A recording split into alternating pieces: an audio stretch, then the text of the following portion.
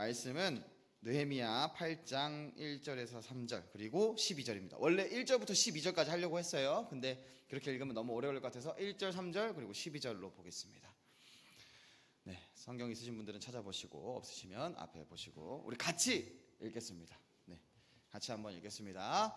이스라엘 자손이 자기들의 성읍에 거주하였더니 일곱째 달에 이르러 모든 백성이 수문 앞 광장에 모여 학사 에스라에게 여호와께서 이스라엘에게 명령하신 모세의 율법책을 가져오기를 청하매 일곱째 달 초하루에 제사장 에스라가 율법책을 가지고 회중 앞 곧 남자나 여자나 알아들을 만한 모든 사람 앞에 이르러 수문 앞 광장에서 새벽부터 정오까지 남자나 여자나 알아들을 만한 모든 사람 앞에서 읽음에 뭇 백성이 그 율법책에 귀를 기울였는데 12절입니다. 모든 백성이 곧 가서 먹고 마시며 나누어 주고 크게 즐거워하니 이는 그들이 그 읽어 들려준 말을 밝히 알미라. 아멘. 네. 느헤미야서는 바벨론 포로 이후에 예루살렘 성벽을 재건하는 내용을 담은 말씀입니다. 이 바벨론 포로된 이스라엘 백성들이 1차, 2차, 3차 귀환을 하는데 그 3차 귀환이 느헤미야의 팀에서 귀환하는 그 내용입니다. 이 북이스라엘은 어디에 멸망당했죠?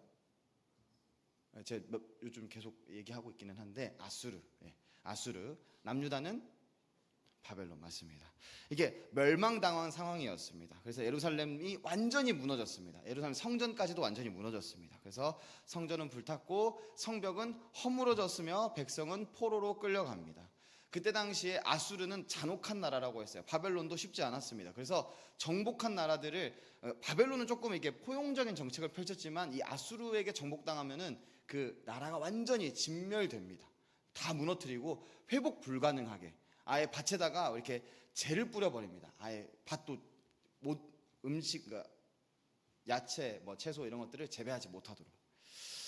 근데 이제 이 바벨론으로 넘어간 이후에 이 70년 동안 포로 생활 이후 고레스 왕의 칙령으로 이제 귀환이 허락되기 시작합니다. 그래서 스룹바벨과 에스라에 이어서 느헤미야가 오늘 말씀에 느헤미야가 세 번째 귀환 그룹을 이끌게 됩니다.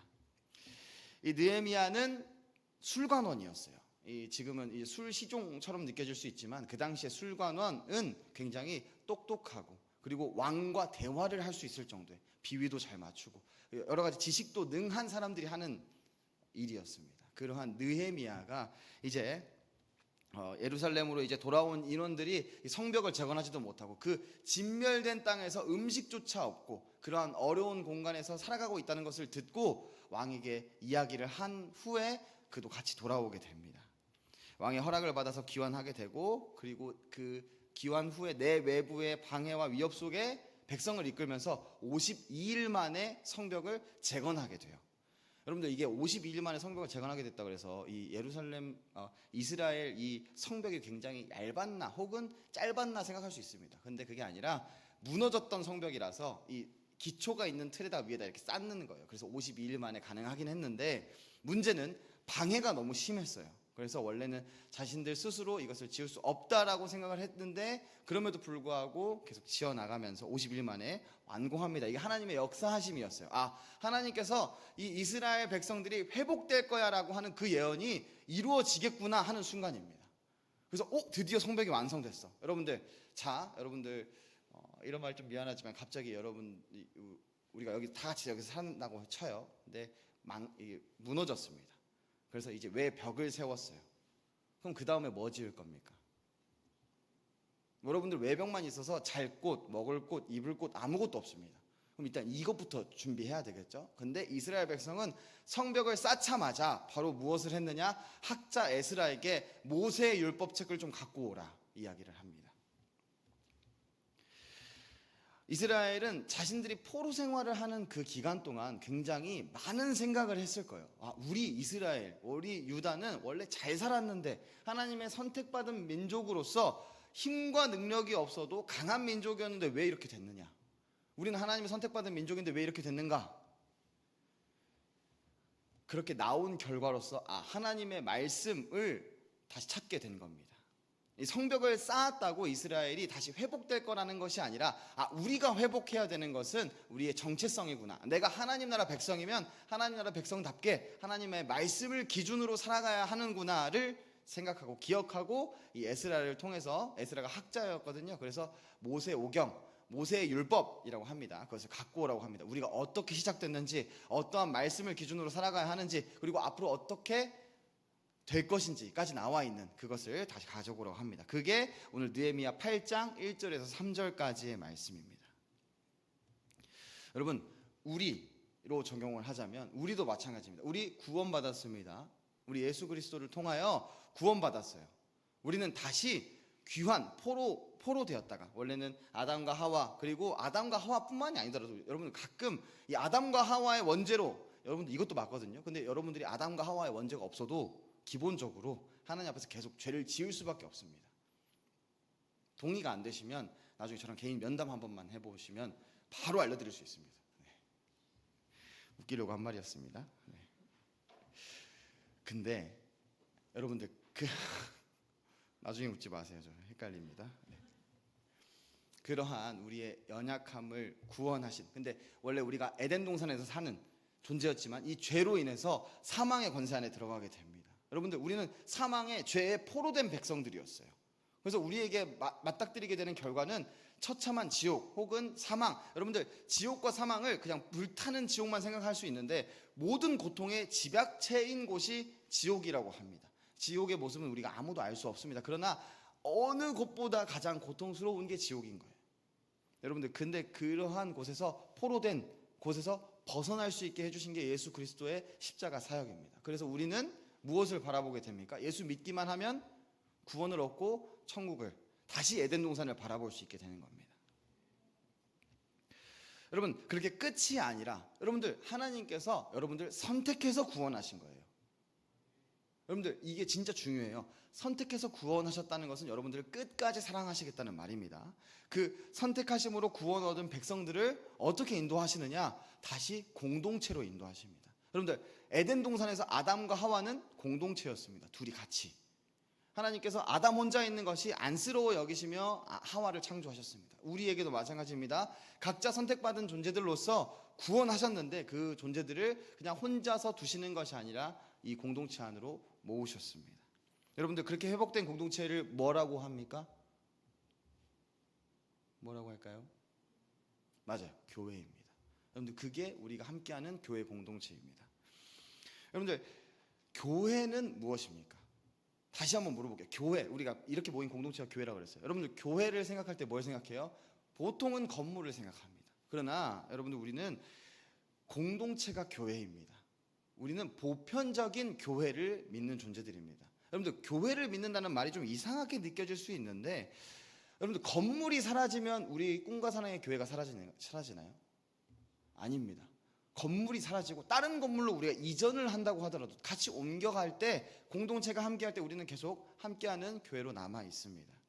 여러분들, 교회를 믿는다라고 하는 말은 무엇이냐? 우리 사도신경에 나와 있는 건데, 거룩한 공회와 이렇게 나와 있습니다. 근데 이 거룩한 공회가 뭐랑 이어지냐? 맨 마지막에 미사오니랑 이어집니다. 이 거룩한 공회를 믿는다는 거예요. 교회를 믿는다는 거예요.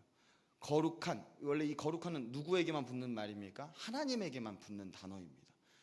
이 거룩한 교회, 우리가 하나님 안에서 거룩한 공동체로서 모인 이 교회를 믿습니다. 어떻게 믿느냐? 이 공동체를 하나님께서 모으신 것을 믿는다는 거예요. 그리고 이걸 누가 사역을 하시느냐? 바로 앞에 나옵니다. 성령 하나님께서 사역하시는 영역이 이 바로 거룩한 공회라고 하는 것입니다. 그래서 앞에는 성령을 믿사오며라고 나와요. 성령은 도대체 무엇을 믿는데, 그래서 그 뒤에 나오는 게 이 내용들이거든요. 그래서 이 거룩한 공회라고 하는 것, 우리가 이 포로된 백성이었다가 다시 돌아와서 이제 성벽을 쌓았습니다. 그럼 우리는 무엇을 회복해야 하느냐? 이 교회 공동체로 모였고, 여러분들 말했지만 건물이 교회가 아니라 우리가 가정이 교회일 수 있고, 여러분들이 나중에 이제 결혼을 하면 부부관계가 교회가 될 수 있고, 그 가운데 무엇을 가장 먼저 회복을 해야 되느냐? 오늘 느헤미야가 이 느헤미야서에서 이스라엘 백성 무엇을 찾았습니까? 말씀을 찾았습니다. 여러분들, 그래서 우리가 예배드리는 가운데 꼭 말씀이 들어있는 것입니다. 사실 찬양도 마찬가지예요. 찬양도 우리의 기도입니다. 이 기도는 무엇을 기반을 해야 됩니까? 말씀을 기반을 해야 돼요. 사실 이 예배의 모든 영역들이 다 말씀을 기반하고 있는 것입니다. 여러분들이 개개인이, 가정이, 동료들이 모여서 신앙을 나눌 때, 우리가 이 교회 안에서 신앙을 나눌 때 성령의 사역으로 우리는 모두 거룩한 교회로서 서로 서 있는 것을 믿는다. 이것이 우리가 사도신경에서 하는 고백입니다. 여러분들, 교회는 앞서 말했듯이 신앙을 나누는 것, 예배 드리는 것이 우리가 해야 되는 일입니다. 그래서 우리는 예배 드린다라고 할 때 오해하는 것들이 몇 개 있는데, 예배를 드린다고 하면 뭐가 있어야 돼요? 좀 크게 안 들려요. 거기까지. 찬양, 기도, 말씀, 헌금. 여러분들 방금 앞에서 말했어요. 우리는 말씀으로 기반을 하는 거라고. 그래서 사실 우리가 예배 드린다는 것은 이 공동체 안에서 이 예배 드리는 폼이 기본이기는 하지만, 사실 호은이랑 요한이 둘이 만나서 호은이가 이제 군 생활하면서 하나님 안에서 어떻게 살아갔는지, 요한이가 세상 가운데 이 CCC 하면서 이제 하나님을 어떻게 만났는지를 나누는 것 자체도 예배인 것입니다. 여러분들, 오늘 이 예배는 구체적인 무엇인가? 우리가 오늘 느헤미야서에서 살펴본 말씀이 이제 이 이스라엘 민족들이 예배드리는 모습으로 우리가 볼 건데, 이 예배가 무엇인가 세 가지만 보고 오늘 말씀 마무리하려고 합니다. 여러분들, 앞서 말했듯이 우리는 이 예배를 그냥 이 건물 안에서 정해진 시간에 드리는 것으로만 생각할 때가 있습니다. 찬양하고 기도하고 말씀 듣고 끝. 그래서 다시 이 예배 끝나고 집에 갔을 때, 그리고 오늘까지는 좀 이해되는 말씀인데 내일 되면 내가 원래 살아가던 대로 살아가는, 그래서 그 앞에 드리는 것만 예배라고 생각할 때가 있습니다. 그러나 예배는 삶입니다. 여러분들, 우리의 삶의 기준이 말씀을 기준으로 잡아가는 것. 이 이스라엘 백성들이 모여서 에스라에게 모세의 율법책을 가져와서 우리에게 알려주세요를 왜 했느냐? 우리가 앞서 얘기했죠. 이들이 포로로 잡혀갔을 때 도대체 우리는 왜 이렇게 살게 됐는가? 우리에게 부족한 게 뭔가? 우리가 뭘 놓쳤는가를 찾았을 때 하나님 말씀으로 기준해서 살아가는 그 삶을 놓쳤던 거예요. 그래서 말씀을 들려달라고 한 겁니다. 그렇게 살아가려고. 이스라엘 백성이 완벽하게 바로 그렇게 살아갈 수 있었을까요? 아니요. 이스라엘 백성들은 이미 포로로 잡혀있는 그 시간 동안, 그리고 하나님을 떠나있던 그 시간 동안이 길었기 때문에 한 번에 회복되지는 못했습니다. 그러나 기뻐했어요. 그 말씀을 듣게 된 후로부터. 왜냐, 그 말씀이 우리의 거울이 되어서 내가 무엇이 부족한지, 내가 어떠한 존재로서 하나님께 벌을 받게 됐는지도 봤지만, 하나님이 근데 다시 돌려보내셔서 이렇게 회복시키는구나, 성벽을 건설하게 하시는구나, 이것을 발견하게 됐기 때문에 우리는 아직 하나님의 사랑받는 백성, 선택받은 백성이구나를 알게 됐기 때문입니다. 여러분, 그래서 우리에게도 마찬가지예요. 여러분들, 오늘 말씀 듣고 혹은 여태까지 계속 말씀 듣고, 여러분들 이 모여서 예배 드리는 것뿐만 아니고 나눔도 예배라고 했습니다. 그래서 요즘 제가 강조하는 건데, 여러분들 셀 모임 때 꼭 삶을 나누시고, 그 삶에서 여러분들이 하나님 안에서 어떤 말씀을 가지고 씨름했고 안 됐는지도 나누시고, 됐으면 기쁨으로 나누시고, 여러분들 그 가운데 우리는 하나님의 말씀이 기준되는 삶을 알아가게 되는 겁니다. 여러분들, 그 모든 부분들이 예배입니다. 그래서 예배는 삶이다. 첫 번째입니다. 두 번째, 함께 모이는 공동체, 그 공동체 안에서 드리는 예배입니다. 여러분들, 이렇게 앞에서 듣다 보면 그럼 공동체는 필요 없지 않나? 우리가 예배를 드리기만 하면 되면, 우리 그냥 이렇게 조금씩 모여서만 하면 되지 않나? 이렇게 많이 모여서 또 시간 맞춰가지고 찬양팀 연습 다 하고, 내가 기도 타임 되면 나 진짜 기도 못할 것 같아, 너무 힘든데 막 이런 생각 들고. 여러분들, 공동체로 모이는 이유는 우리가 서로를 바라보며 하나님께서 어떠한 기준을 세우시고 어떻게 사랑하시는가를 알아가기 위해서입니다. 여러분, 우리 히브리서 10장 25절 한번 보겠습니다. 히브리서 10장 25절.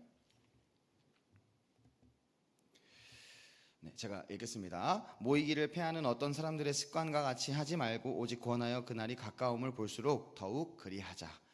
아멘. 여러분들, 교회는 앞서 얘기했듯이 건물이 아니고 공동체입니다. 그래서 이것을 무엇으로 이야기하냐, 헬라어로 코이노니아라고 하는데, 함께 나누고 함께 세워지는 공동체입니다. 이게 강력한 예배예요.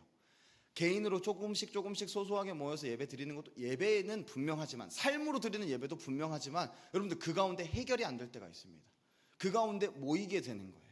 하나님께서 이 모이는 공동체 안에서 서로를 바라보며, 그리고 이 함께 기도하는 그 과정 가운데 하나님의 크심과 하나님의 능력과 하나님의 그 사랑하심을 서로를 통해 보게 하십니다. 그리고 그 이 모임 가운데 하나님의 임재를 통해 보게 하십니다. 그렇기 때문에 우리는 모이는 공동체로서 기준으로 삼는 것입니다. 여러분들, 우리는 평생을 살아도 나 혼자 하나님의 사랑을 완전히 다 이해할 수 없어요. 우리는 서로를 바라보며 나는 이런 사랑을 받았지만 당신은 그런 사랑을 받았습니까? 하나님의 기준으로 어떻게 살아갔습니까? 하면 나누는 그 과정 가운데 크신 하나님을 점차 알아가는 삶이 되는 것입니다. 네, 오늘 좀 빠르게 하느라고 여러분 조금 이해가 어려울 수 있지만 나중에 보강해드리겠습니다. 네. 여러분들, 그래서 우리가 예배 가운데 이 개개인의 각자의 삶에서의 예배, 그리고 모여서 함께하는 그 예배 가운데 발견하게 되는 것은, 이 이스라엘 백성이 성벽을 쌓고 다시 말씀을 볼 때 무엇을 발견했느냐? 자신들이 죄인이라는 것을 알았습니다. 여러분들, 죄인이라고 너 잘못했다를 지정하는 게 아니에요. 내가 이렇게 부족하구나를 이야기를 하는 겁니다. 여러분들, 에스라가 말씀을 낭독하자 느헤미야 8장 9절에 보면 백성들을 울게 됩니다. 무엇이 그것을 울게 되느냐? 그 말씀이 거울이 되어서 그 거울 앞에 선 자신의 모습을 보고 우는 거예요. 내가 하나님 앞에 서면 망할 수밖에 없는 존재구나, 나의 모습이 이렇게 처참하구나를 알게 되니까 마음이 상하는 거예요. 그리고 거기서만 머무르는 것이 아니라 하나님께서 회복해 하심, 하나님이 이렇게 우리를 사랑하시는구나, 선택하셔서 끝까지 버리시지 않는구나를 알게 되는 겁니다. 여러분들, 그렇기 때문에 그리스도인으로서 예배드리는 삶은 굉장히 중요합니다. 이것을 절대 놓치면 안 되고, 우리는 예배는 목숨과 같이 지키며 살아가야 하는 것입니다. 사랑하는 여러분, 우리는 이 느헤미야서에서 나타나는 이 이스라엘 백성들이 포로로 돌아왔을 때 자신들의 옷과 먹을 것과 집과 이런 것들을 생각하지 않고 가장 먼저 말씀을 찾은 것처럼, 우리도 말씀을 가장 먼저 찾고 말씀을 기준으로 살아갈 수 있는 이 예배를 절대 가볍게 여기지 않기를 바랍니다. 여러분들의 삶의 모든 부분이 예배라고 하면 여러분들은 삶을 함부로 살아가면 안 돼요. 하나님께 드리는 거잖아요. 그리고 이 모여서 드리는 이 예배 가운데 여러분들, 이것도 가벼이 여기시면 안 됩니다. 여러분들이 문제가 생길 때, 어려움이 생길 때 삶을 예배로서 말씀을 찾고 기도하고 하지만 안 될 때가 있잖아요. 그럼 무엇을 찾아야 됩니까? 하나님 찾았는데 안 되네, 포기하나? 아닙니다. 여러분들, 더 강한 공동체 안으로 모여야 합니다. 우리가 함께 묶인 이 공동체, 여러분들 각자 알아서 온 것 같지만 누구는 여기서부터 어렸을 때부터 자랐고, 누구는 친구를 통해서 왔고, 그래서 내가 아는 사람만 알고 좀 멀리 있는 사람들은 모르는 게 아니고, 여러분들 이 공동체 하나로 이렇게 모아놓으신 거예요. 여러분, 그 가운데 함께 예배드리라라고 하는 이유는 여러분들 이 가운데 강력함이 있기 때문입니다. 여러분들 그 안에서 또 공동체로서 함께 예배드리는 여러분들이 되었으면 좋겠습니다. 여러분들, 우리가 모여서 예배드리는 모든 자리에서 우리의 정체성을 깨닫게 되고 하나님 나라 백성으로서 예배자로서 살아가는, 말씀 앞에 선 교회로서 살아가는 여러분들이 되시기를 주님의 이름으로 축복합니다.